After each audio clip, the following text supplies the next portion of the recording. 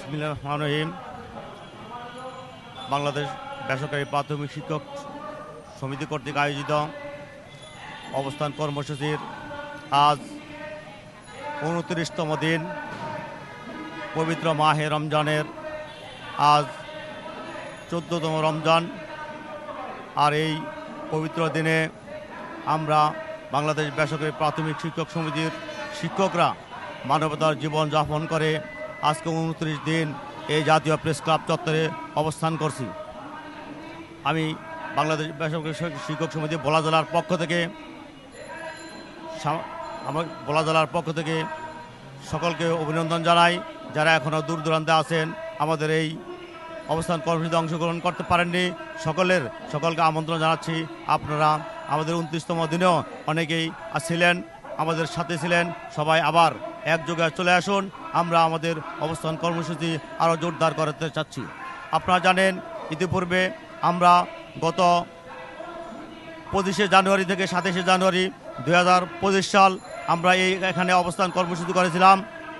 ২৭শে জানুয়ারি আমরা প্রধান উপদেষ্টার কার্যালয়ে অভিমুখে লং মার্চ করলে সেখানে আমাদেরকে পুলিশ কদম ফোয়ারার ওখানে আমাদেরকে পুলিশ বাধা দিয়ে আটকে দেয় এবং সেখানে আমাদের শিক্ষকরা রাস্তা অবরোধ করে শুয়ে পড়ে।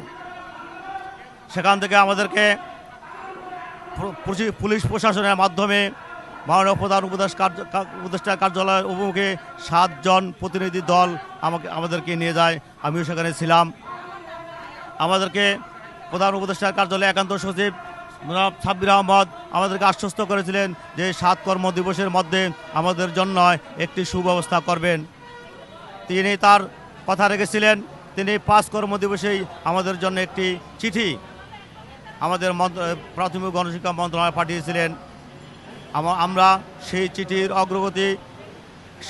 অগ্রগতির জন্য আমরা ১৬ই ফেব্রুয়ারি থেকে আবার এখানে আমরা জাতীয় প্রেস ক্লাব চত্বরে আবার অবস্থান কর্মসূচি শুরু করি এবং তার সেই চিঠির দ্রুত বাস্তবায়নের জন্য আমরা এখানে অবস্থান কর্মসূচি স্থলে আছি আজকে ২৯ দিন পর্যন্ত।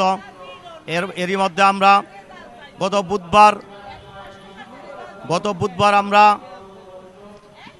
মাননীয় প্রধান উপদেষ্টার কার্যালয় অভিমুখে আরেকবার লং মার্চ করি।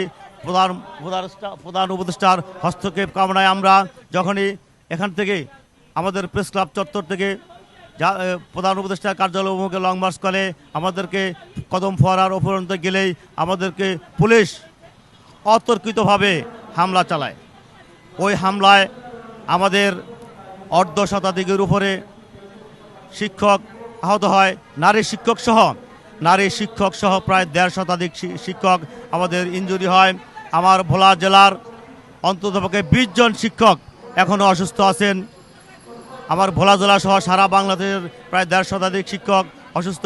এরই মধ্যে আপনারা দেখেছেন গত বৃহস্পতিবারের অন্ততপক্ষে ৩০ থেকে ৩৫টি জাতীয় পত্রিকায় আমাদের এই আমাদেরকে পুলিশ যেভাবে জল কামান নিক্ষেপ করে, লাঠিপেটা করে, লাথি মেরেছে, সেগুলো অন্তত ৩০ থেকে ৪০টা গণমাধ্যম পত্রিকায় আসছে এবং বিভিন্ন ইলেকট্রিক মিডিয়াতেও এটা সম্প্রচার করেছিল।